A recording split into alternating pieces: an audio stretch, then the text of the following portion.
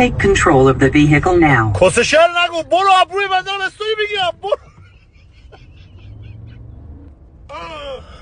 بدون این نمیرم. این ماشین همین کادیلاکه، فکر کنم مال مثلا 1 سال پیشه. یه چیز جدید من حاجی توش پیدا کردم. حاجی میگه آیسان نذار، میگه آبروی ما میره، میگه همه دارم ما نمیدونیم. یهو داشتم میرفتم اینو زدم. کدوم بود؟ اینو زدم. بعد دیگه خودش سر پیش میشینا فرمون رو ول میکردی خودش میرفت. وایسا الان مثلا میخوام بهش بگم بره چپ، اینجوری میکنم میره چپ.